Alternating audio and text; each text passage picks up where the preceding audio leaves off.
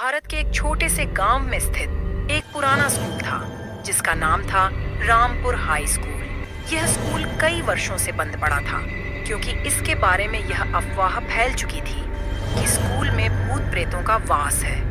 Rampur high school का निर्माण British शासन के दौरान हुआ था। कहते हैं कि इस स्कूल में पहले कई छात्र पढ़ते थे, लेकिन एक दिन स्कूल में एक बड़ा हादसा हुआ।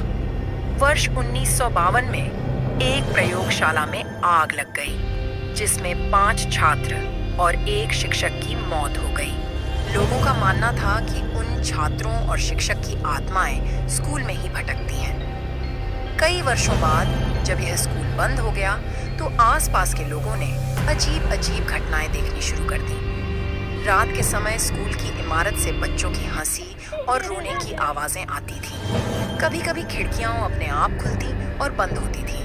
कुछ लोगों ने दावा किया कि उन्होंने सफेद कपड़ों में किसी औरत को स्कूल के गलियारों में घूमते हुए देखा।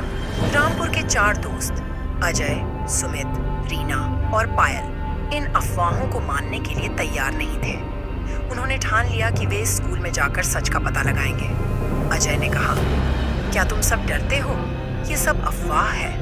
हम जाकर देखेंगे कि सच में वहाँ कुछ है या नहीं। सभी ने सहमति जताई और उन्होंने रात के समय स्कूल में जाने का फैसला किया। रात के 12 बजे चारों दोस्त टॉर्च लेकर स्कूल के गेट पर पहुंचे। स्कूल का गेट जर्जर हो चुका था और उस पर जंग लगा हुआ था। जैसे ही उन्होंने गेट खोला, एक ठंडी हवा का झोंका आया जिसने उनकी रीढ़ की हड्डी तक सिहरन पैदा कर दी। स्कूल के अंदर घुसते ही उन्हें लगा जैसे कोई उनकी हर हरकत पर नजर रख रहा हो। जब वे स्कूल की प्रयोगशाला के पास पहुंचे तो अचानक से एक पुरानी मेज अपने आप खिसकने लगी।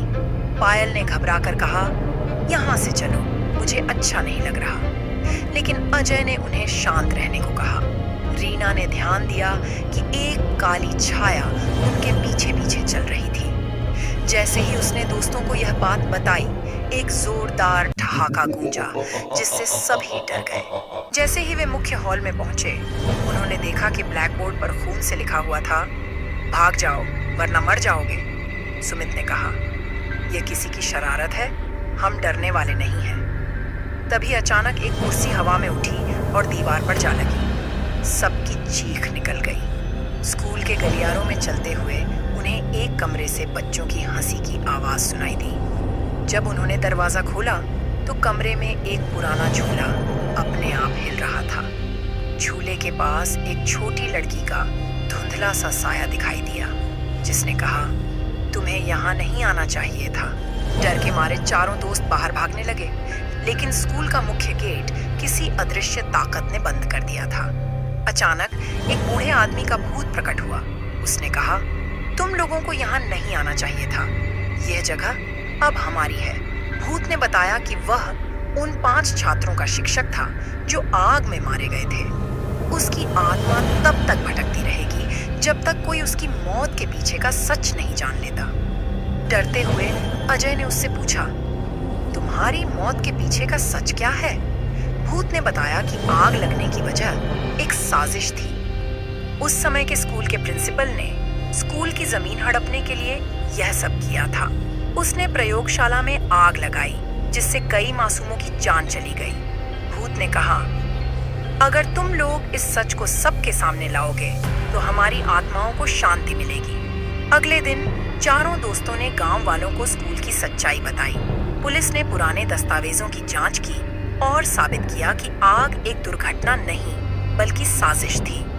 जब गांव वालों ने भूतों की आत्माओं के लिए पूजा करवाई तो स्कूल से सभी अजीब घटनाएं बंद हो गईं। रामपुर हाई स्कूल का रहस्य सुलझ चुका था और उस दिन के बाद किसी ने वहां भूत प्रेतों को नहीं देखा।